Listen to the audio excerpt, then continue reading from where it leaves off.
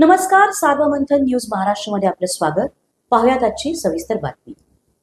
निमित्त मी परळी वैद्यनाथाचं दर्शन घेतलेलं आहे आणि खूप प्रसन्न वाटलं. परळी वैद्यनाथाचं दर्शन मी नेहमीच घेते, पण महाशिवरात्रीचं औचित्य आहे. 99% वेळा आमच्या परिवार महाशिवरात्रीचं दर्शन चुकवत नाही. अगदी मुंडे साहेब असल्यापासून आमचे दर्शनाला येणं ही एक प्रथा राहिलेली आहे. खूप प्रसन्न वाटलं दर्शन करून.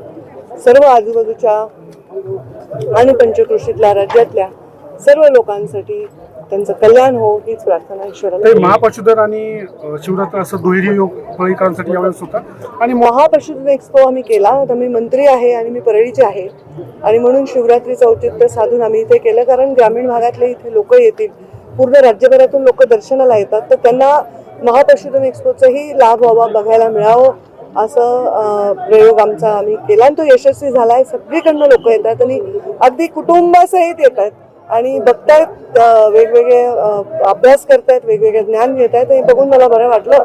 खूप चांगला आमचा महापशुधन एक्सपो झाला. स्वतः वित्तमंत्री देखील आहेत, त्यामुळे हा सुवर्ण योग आहे, दुर्गशर्करा योग आहे आणि त्यांनी मला जाहीर वचन दिलं.